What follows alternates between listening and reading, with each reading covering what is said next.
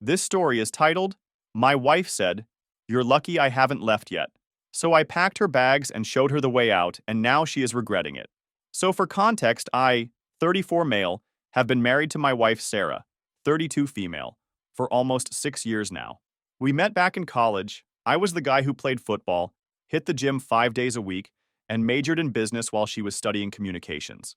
I'm not trying to sound like I'm bragging or anything, but I was always the guy who had his shit together, you know?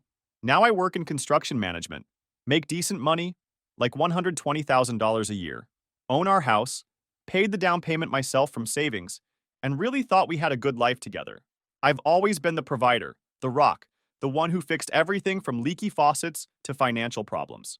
Sarah used to be different when we first met. She was supportive, kind, always telling me how proud she was of me. But something changed over the last couple years. It happened so gradually that I barely noticed it at first.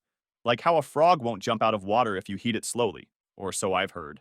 Little comments here and there, less physical affection, more time on her phone, more girls' nights that kept getting more frequent and longer.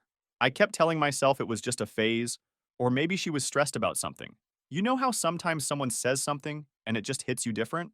Like, you've been ignoring all these little signs for months, maybe years, and then boom, one sentence, and everything becomes crystal clear, like someone just wiped the fog off a mirror. That's what happened when Sarah said, You're lucky I haven't left yet. Just like that. Casual as hell. She didn't even look up from her phone when she said it. No anger, no emotion, just stating a fact like she was telling me we needed milk from the store or something. We'd been sitting at the dinner table, the one I built with my own hands last summer, and I just asked if she wanted to maybe plan a weekend away, just the two of us. That was her response. You're lucky I haven't left yet. I didn't say anything back right away. What could I say? I just sat there across from her, my fork halfway to my mouth, watching her face, trying to process what she meant. The worst part wasn't even the words themselves. It was how she said them, with complete indifference. Like she couldn't care less about my reaction, or how those words might make me feel. Like she was commenting on the weather. In that moment, everything clicked. All those nights she was glued to her phone, all the plans she made without me, how she barely even noticed I was in the room half the time, all those girls' nights that kept getting more frequent, the way she rolled her eyes whenever I suggested we do something together, the constant comments about how her friends' husbands took them on expensive vacations while I just worked all the time, despite the fact that my working all the time paid for our house and her new car, the way she'd sigh heavily if I touched her shoulder or tried to hug her. It all made sense now. I wasn't her husband anymore. I was just there, taking up space in a marriage that was already over in her mind. I could have argued with her, could have demanded to know what she meant, but honestly, what was the point? She'd already decided how she felt. And the part that really stung was how she just assumed I'd take it. Like I'd swallow those words and move on like I had with all the other little jabs and comments over the years. Like I was some kind of emotional punching bag who'd always be there, no matter how she treated me. Not this time. Not fucking this time. I looked down at my plate, the meal I'd cooked, by the way, because she didn't feel like it, even though she'd been home all day while I was at a job site for 10 hours. I felt something shift inside me, like a switch being flipped, or maybe more like a dam breaking. All the frustration, all the hurt, all the confusion of the last year or two suddenly crystallized into perfect clarity. I knew exactly what I needed to do. I got up from the table slowly, pushing my chair back. She didn't even bother looking up from whatever the hell was so important on her phone. Probably her feminist TikTok videos she was always watching or texting her friend Jessica, who'd been divorced twice and hated men with a passion. Jessica was always in Sarah's ear, with stuff like men ain't shit and know your worth queen, while conveniently forgetting to mention her own track record of failed relationships. I walked to our bedroom without saying a word. No drama, no slamming doors, none of that crap. My dad always taught me that real men handle their business with dignity, not emotional outbursts. So I just went to the closet, pulled out her expensive suitcase, the one I bought her for our anniversary last year, $400 from that fancy luggage store she liked, and laid it open on the bed. Then I started packing her stuff, one piece at a time, real careful and methodical. The sound of the hangers sliding on the rod was weirdly calming, almost therapeutic. I focused on folding everything neatly. Her favorite designer jeans that cost more than my work boots, the ones she bought with my credit card, those tops she always wears to her women's empowerment meetups, where they mostly just complained about their husbands from what I could tell. Enough stuff so she wouldn't need to come back right away.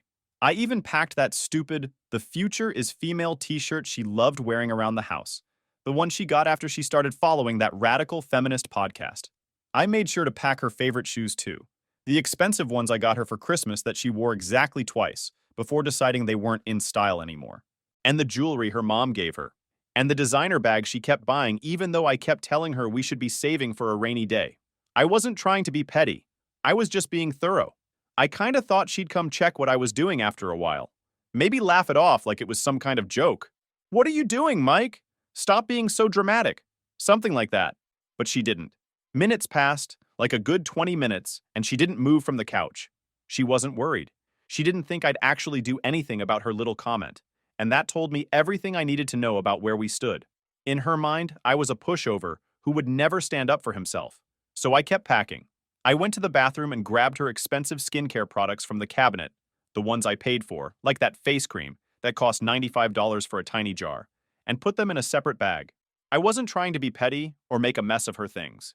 This wasn't some dramatic movie scene where I throw her clothes out on the lawn or cut them up with scissors. This was different. This was me.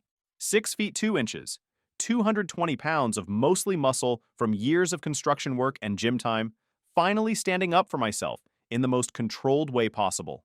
I've never been the type of guy to lose my temper. Even when other guys on the construction site get into heated arguments, I'm usually the one who stays calm and breaks it up. My foreman always says I should have been a mediator or something. But being calm doesn't mean being weak, and that's what Sarah never understood. She mistook my patience and self-control for weakness, my desire to make peace for desperation. She thought she could push me as far as she wanted, and I'd never push back. As I packed her things, I thought about all the times I'd compromised, all the times I'd apologized for things that weren't even my fault, just to keep the peace. The vacations I couldn't take because I was working overtime to pay for the lifestyle she wanted. The friends I'd lost touch with because she always had some reason why we couldn't hang out with them. The hobbies I'd given up because she made me feel guilty about spending time on anything that didn't involve her. The way she'd roll her eyes when I talked about my job or my interests, like what I cared about didn't matter. This was me showing her something. That I wasn't afraid of her leaving anymore. That I wasn't going to beg her to stay. That maybe, just maybe, she was the lucky one in this relationship, not me. When I finished packing, I zipped up the suitcase and carried it out to the living room with one hand, not even struggling with the weight. I used to compete in strongman competitions in college. I still hold the record for the farmer's walk at my university, so her suitcase felt like nothing. The wheels made this soft clicking sound against the hardwood floor that I installed myself last spring as I rolled it toward the front door. That's when she finally looked up, phone still in hand, but now she was actually paying attention. Her eyes went from the suitcase to me, and I could see the confusion on her face. She blinked a couple times, like she couldn't quite process what she was seeing. Like her brain couldn't compute that I was actually doing something instead of just taking her crap like usual. "What are you doing?" she asked, that entitled tone in her voice I'd come to know so well. The same tone she used when she asked why dinner wasn't ready yet, or why I hadn't fixed something around the house immediately after working a 12-hour day. I took a deep breath and looked her straight in the eyes. I didn't raise my voice, didn't get emotional, just stated facts. "You said I was lucky you haven't left yet," I told her, keeping my voice steady and deep. "So I'm making it easier for you." I set the suitcase by the door with a thud, then stepped aside and waited, crossing my arms over my chest. She didn't move at first. She just sat there, looking uncertain for the first time in forever. Not angry, not dismissive, just surprised.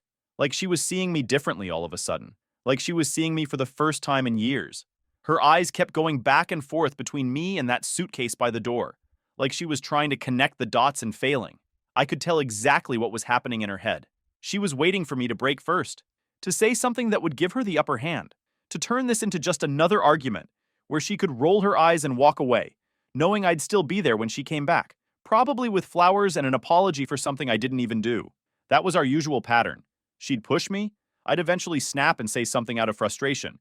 Then she'd act hurt, and I'd spend the next week trying to make it up to her. Wash, rinse, repeat. But I didn't give her that satisfaction this time. I just stood there, arms crossed over my chest, face blank. If she was expecting me to drop to my knees and beg her to stay, she was going to be real disappointed. I'm not that man anymore. That man died the second she said those words at the dinner table. The silence stretched between us, heavy and uncomfortable. I was used to filling these silences, used to being the one who couldn't stand the tension and would say anything to break it. But not this time. This time, I let the silence do the work for me. I let her sit with the weight of her own words, the consequences of her own actions. After what felt like forever but was probably only a minute or two, she put her phone down, first time all night, and sat up straighter.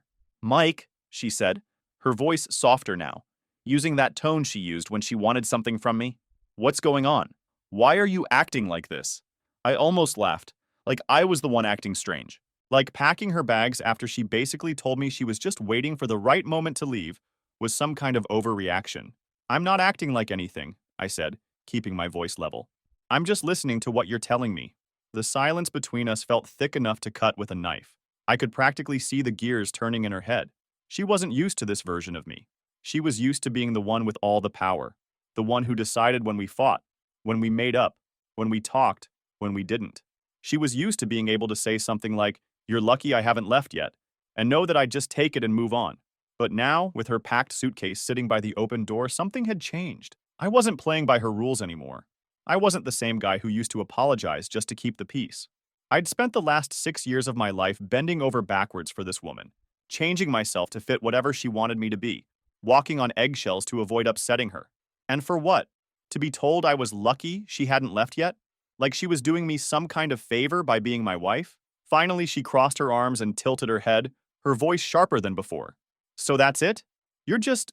what? Kicking me out? Is this some kind of toxic masculinity bullshit? Did you read some Jordan Peterson or something? I almost laughed at her throwing those terms at me. Classic Sarah, always ready with the buzzwords she picked up from her feminist podcasts and Instagram accounts. Always quick to label any man who stood up for himself as toxic or problematic. I shook my head. No, I'm just giving you what you want. You clearly don't want to be here, so why pretend? She opened her mouth like she was going to argue, but then stopped, because we both knew the truth. She'd been waiting for me to beg her to stay. She expected me to panic, to try and grab onto any last bit of control I had, to promise I'd change, to ask what I could do better, to grovel for her to give our marriage another chance. But I wasn't doing that, and without my resistance, she had nothing to push against. It was like she'd been leaning on a door, pushing with all her might, and I'd suddenly opened it. Now she was falling forward with nothing to catch her. She looked at the suitcase again, and I could see her struggling with the reality of the situation. She'd been holding this over my head for so long, treating the idea of leaving like some kind of weapon, something she could dangle just close enough to keep me on edge, but never actually follow through with. Now the choice was right in front of her. All she had to do was pick up that handle, walk out that door, and prove that she really meant what she'd been threatening all this time. But that would mean giving up the nice house I bought us, the comfortable lifestyle my job provided, the security she'd gotten used to. She'd have to pay her own bills, fix her own problems, be an actual adult for once instead of treating me like some combination of ATM, handyman, and emotional punching bag. You can't be serious, she said finally, her voice a mix of disbelief and anger. You're really going to throw away 6 years of marriage over one comment? There it was. The minimizing, the gaslighting, acting like I was overreacting to one comment instead of responding to years of emotional manipulation and neglect. Is that what you think this is about? I asked quietly. One comment? She threw her hands up. What else would it be about? I say one thing and you go nuclear? Pack my bags and kick me out? What kind of man does that? The kind who's tired of being treated like he doesn't matter, I said simply. The kind who's done being taken for granted. She scoffed, but I saw something flicker in her eyes. Uncertainty. Like maybe, just maybe, she was starting to realize this wasn't going how she planned. I could see the hesitation in how she stood there, halfway between the couch and the door. She knew that the second she walked through that door, there would be no coming back. We both knew it. She took a slow breath, her expression getting tight like she was trying to figure out her next move. I didn't say anything. I wasn't going to make this easier for her. If she wanted to go, she could go. But if she wanted to stay, it wasn't going to be on her terms anymore. Her arms tightened across her chest, her nails digging into her skin. She wasn't just hesitating now. She was calculating. I could see it in how her eyes moved, scanning my face for any weakness, any crack in my resolve. I'd seen this look before. It was the same one she used when she was trying to figure out how to get me to agree to something expensive or unreasonable. The look she got right before she'd either start a fight or turn on the charm, depending on which she thought would work better. Then she let out this short, disbelieving laugh. "You're really doing this?" she said, shaking her head. "Unbelievable." "What? Did you read some alpha male bullshit on Reddit?" She was trying to shame me now, trying to make me feel stupid for standing up for myself, as if having self-respect was something to be embarrassed about. She didn't move toward the suitcase or the door. Instead, she took a slow, deliberate step toward me. "You're throwing me out because of one comment?" she challenged, her voice getting sharper, testing me. "Are you serious? God, men are so fragile. One little thing and you completely fall apart." I didn't react because we both knew it wasn't just one comment. This was about everything that led up to this moment. Every look of indifference, every annoyed sigh, every night she turned away from me in bed, every time she made it clear she saw me as an obligation instead of a partner, every time she went out with her friends and came home at 2 a.m. smelling like perfume and not answering my texts. Every time she made me feel like I wasn't enough despite working 60-hour weeks to give her the life she wanted. Every birthday or anniversary she forgot while I remembered hers with thoughtful gifts. Every time she dismissed my accomplishments at work or the things I was proud of. Every time she compared me unfavorably to her friends' husbands or boyfriends. Every time she made plans without consulting me, as if my time and preferences didn't matter. Every time she rolled her eyes when I suggested date night or tried to reconnect, she expected me to crack under her words, to get emotional, to turn this into a fight where she could regain control. But I wasn't playing along. "I'm not throwing you out," I said evenly. "You made it clear you don't want to be here. I'm just making it easier for you." Her jaw tightened, and I saw uncertainty flicker across her face again, before she masked it. "Do you even hear yourself?" she asked with a dry laugh. "You think you're proving something right now? You think this makes you the bigger person? What, you think you're some kind of hero in this situation?" I didn't answer, because this wasn't about being the bigger person. This wasn't about being a hero. This was about me refusing to be the smaller one anymore. This was about me choosing myself after years of putting her first. "You know what?" she said, her voice rising. "Fine. If that's how you want to play this, fine. But don't think for a second that this is all on me. You haven't exactly been husband of the year, Mike. You're always working, always at the gym, always with your friends watching sports or whatever. When was the last time you asked me about my day? When was the last time you really listened to me?" I almost laughed at that. I'd spent years listening to her complaints, her criticisms, her endless dissatisfaction with everything I did. But I wasn't going to get dragged into defending myself. That's what she wanted. To turn this around, make it about my failings instead of her words and actions. "If that's how you felt," I said quietly, "you could have talked to me about it, instead of telling me I'm lucky you haven't left yet."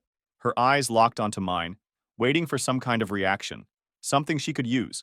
When I gave her nothing, she stepped closer, her voice dropping lower. "You want me to leave? Fine.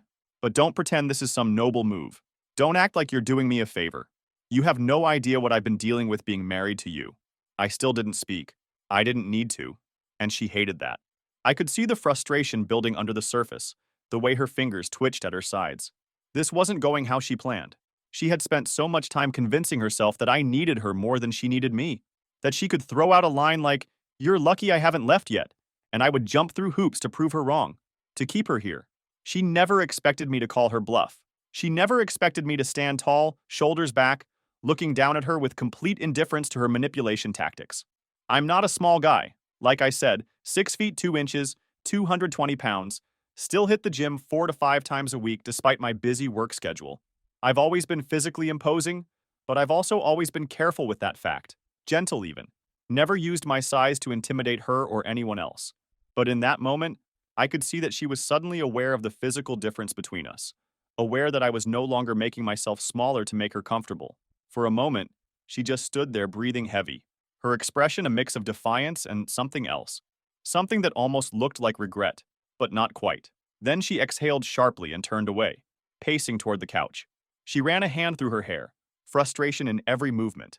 "This is ridiculous," she muttered. "You're being ridiculous. I can't believe you're acting this way. After everything I've done for you." I wanted to ask what exactly she thought she'd done for me, but I held my tongue. This wasn't about trading grievances or keeping score. This was about the fact that she didn't want to be in this marriage anymore, but didn't have the courage to end it herself. I leaned against the wall, arms crossed, muscles tensed, waiting. Because now she had a choice to make, and for the first time, I wasn't going to make it for her. She paced back and forth, her steps uneven. She was stalling, and we both knew it. Her arms stayed crossed, her jaw set tight like she was physically holding herself together.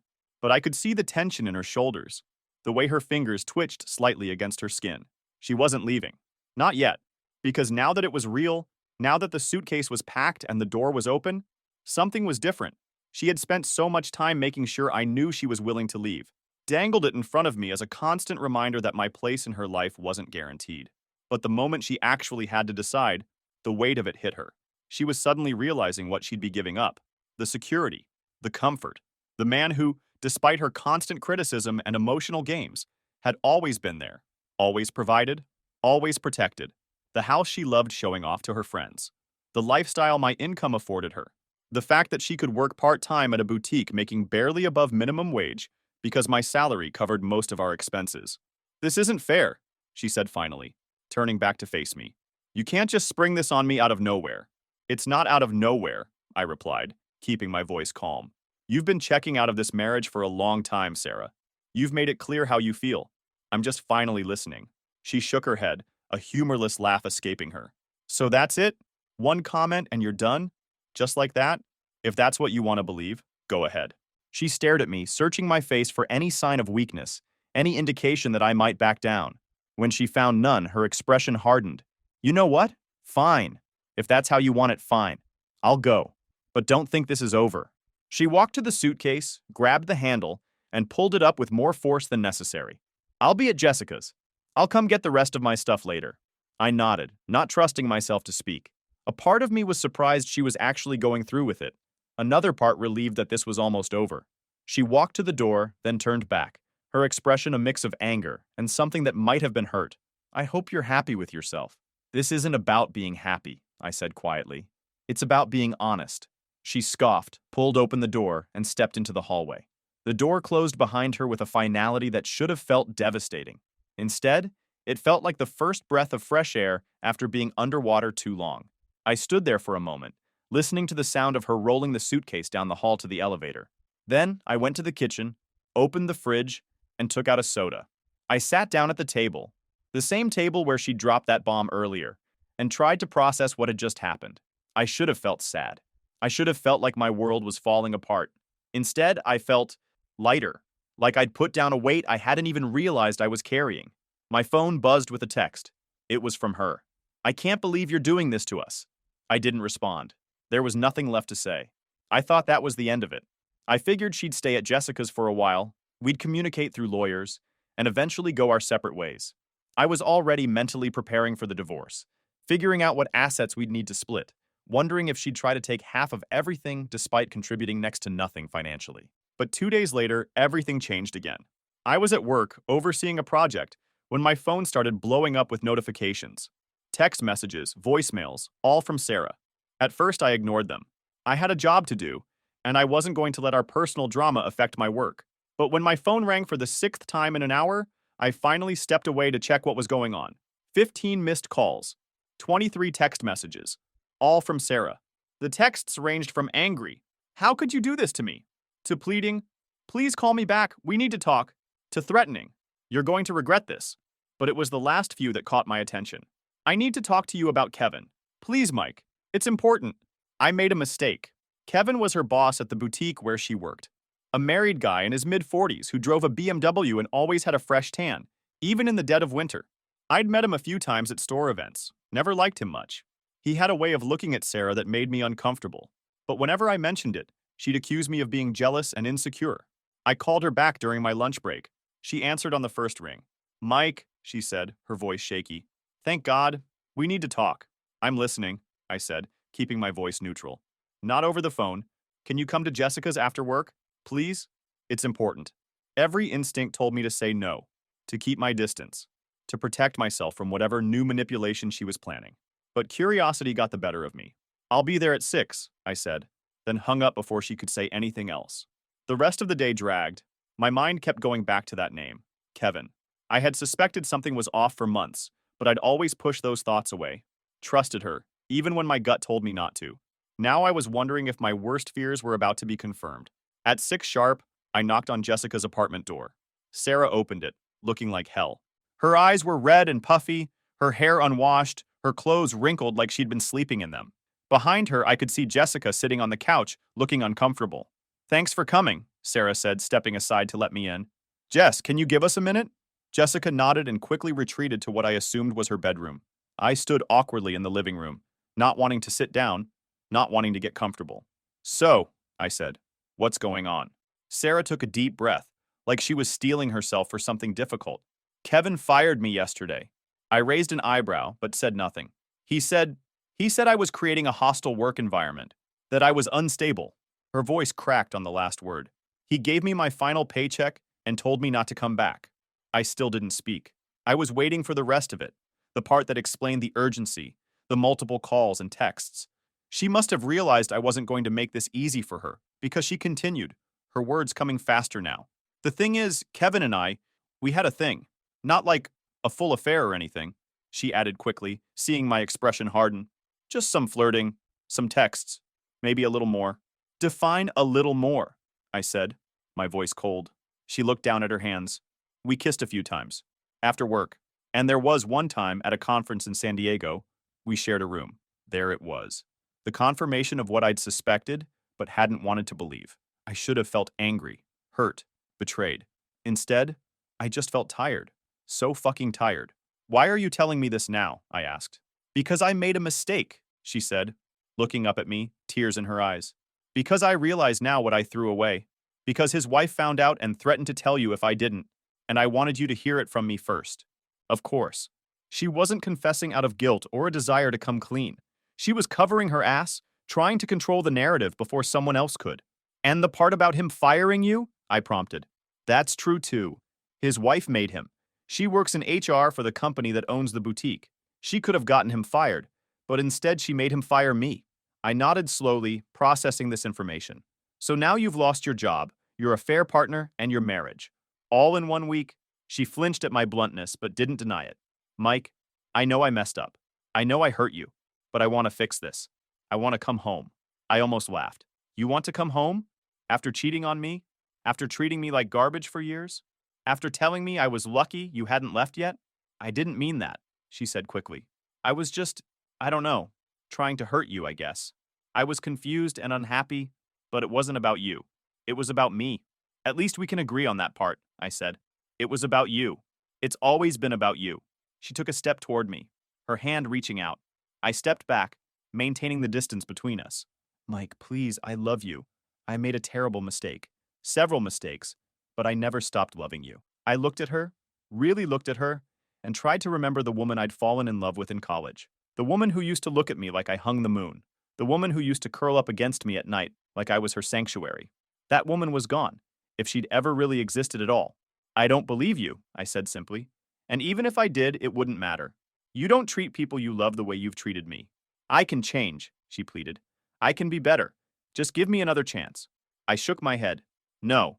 The word hung between us. Small but definitive. A number such a simple word, but one I'd rarely used with her. I'd always been yes. Yes to what she wanted. Yes to her demands. Yes to her criticisms. Yes to diminishing myself to make her comfortable. Not anymore. Then I pulled out my phone and showed her the screenshots. I showed her a piece of evidence. The bank statements showing she'd been transferring small amounts, a few hundred here, a few hundred there, from our joint account to her personal account, building up a safety net for herself, planning her exit strategy while spending my money. I've known for months, I told her. Just wanted to see how far you'd go. Turns out, pretty far. Her face went pale. Mike, I can explain. I cut her off. Here's what's going to happen. You're going to sign the divorce papers I've already had drawn up. I pulled them from my jacket pocket.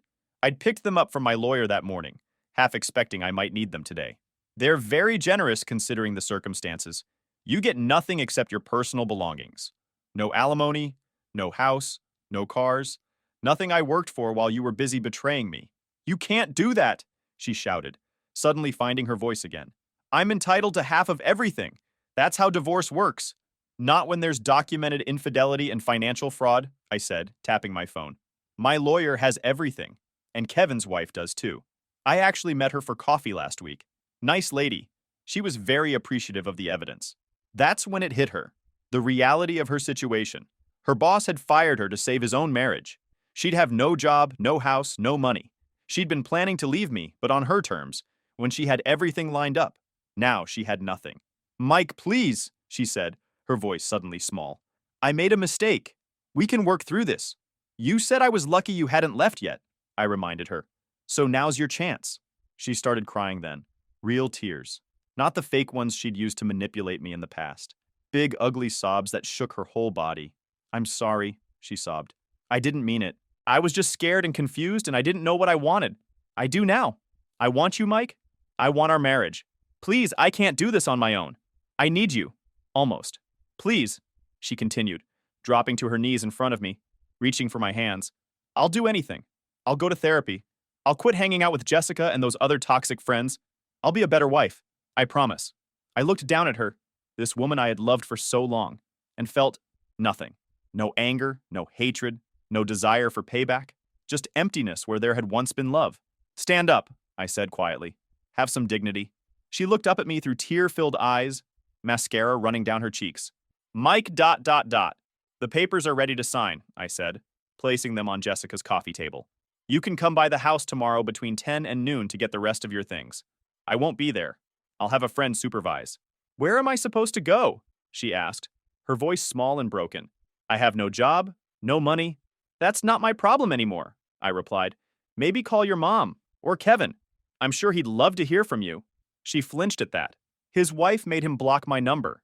She's monitoring all his communications. Sounds like a smart woman, I said. She's protecting what's hers. Something I should have done a long time ago. Sarah wiped at her tears with the back of her hand. What if I don't sign? I shrugged. Then we do this the hard way. Full disclosure of everything in court. Your affair becomes public record. Kevin gets dragged in to testify. His wife finds out every detail. Your parents find out. Everyone finds out. She closed her eyes, shoulders slumping in defeat. You've thought of everything, haven't you? I've had plenty of time to think while you were busy with Kevin. She looked at me one last time, a final plea in her eyes. When I didn't respond, she reached for the papers with shaking hands. Do you have a pen? She asked, her voice barely above a whisper. I handed her mine. I watched as she signed her name on each marked line, effectively ending our marriage. When she finished, I took the papers and stood to leave. She grabbed my arm as I passed. Is this really what you want? She asked. To throw away everything we had? I looked down at her hand on my arm, then back at her face. You already did that. I'm just making it official.